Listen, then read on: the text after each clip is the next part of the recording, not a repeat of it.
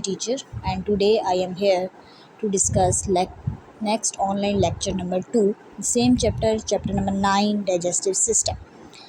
बेटा last online lecture में हमें डाइजेस्टिव सिस्टम के इंट्रोडक्शन की बात की थी। इंट्रोडक्शन के बाद नेक्स्ट हमारे पास है कि अगर हम बात करें डाइजेस्टिव सिस्टम के अंदर कंपोनेंट्स की, तो उसमें हमने दो मेन कंपोनेंट्स का जिक्र किया था। One is the gastrointestinal tract और अदर उसके साथ एसेसरी ग्लैंड। आज हम स्टार्ट करेंगे गैस्ट्रोइंटेस्टाइनल ट्रैक का first part and that is to be known as oral cavity. बेटा डाइजेस्टिव जो सिस्टम है वो ओरल कैविटी से शुरू होकर एनस तक जाता है। अब सबसे पहले आपको पता हो कि ओरल कैविटी है क्या। तो ओरल कैविटी एक स्पेस है जिसको सराउंड की हुई है आपकी बॉडी पार्ट के लिप्स ने, चीक्स ने, टंग एंड पैलेट तालू, यानी कि होंठ, गाल, ज़बान और तालू मिल के जो स्पेस बना रहे हैं और that space is to be known as oral cavity.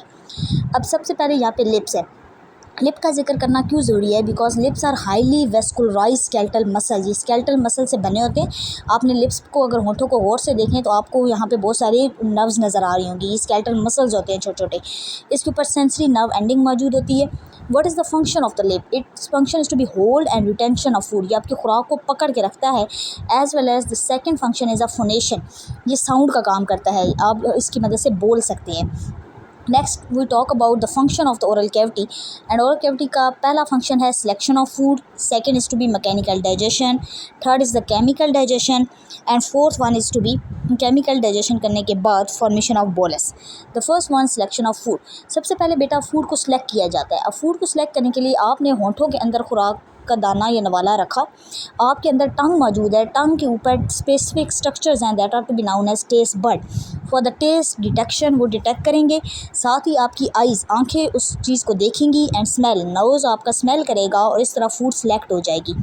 अब बेटा जो खाना आप खा रहे हैं, अगर उस फूड के अंदर कोई डस्ट पार्टिकल है, कोई हार्ड ऑब्जेक्ट है, कोई बोन है, कोई वेस्ट मटेरियल है, तो फ़ौरन से आपकी टीथ, आपके दांत और टंग उस फूड को क्या कर देंगे? रिजेक्टेड कर देंगे।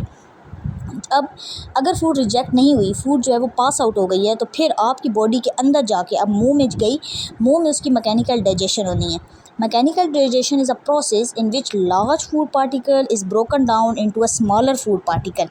This process is also known as chewing process, also as a mastication भी इसे कहा जाता है।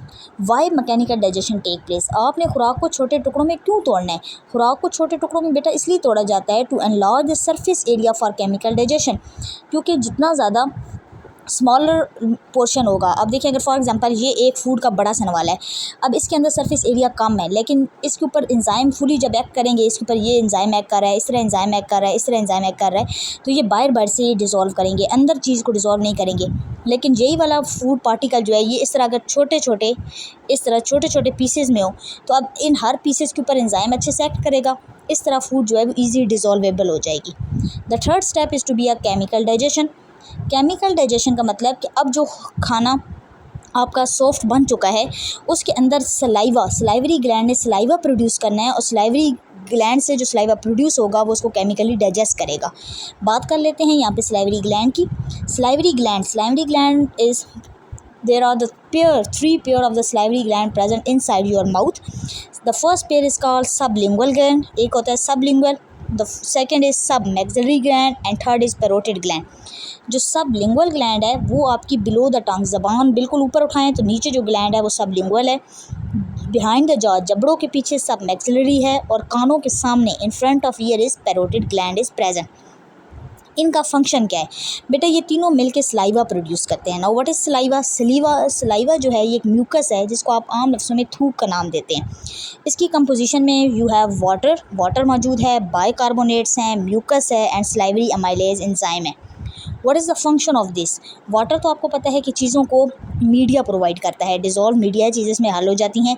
बाइकार्बोनेट इसका काम क्या है? सलाइवरी अमाइलेज की बात करें तो ये कार्बोहाइड्रेट जो आप खाना खा रहे हैं उसमें जो कार्ब्स हैं, कार्बोहाइड्रेट है, ग्लूकोज है, उसको डाइजेस्ट करेगा। म्यूकस उस खाने को मज़ीद छोटा छोटा म्यूकसी बनाएगा, स्लिपरी बनाएगा ताकि खाना आगे निगला जा सके। जो बाइकार्बोनेट्स हैं ये जैसे ही सलाइवा प्रोड्यूस होता है वो फ्रेश सलाइवा वो एसिडिक होता है, उसकी pH 8 होती है।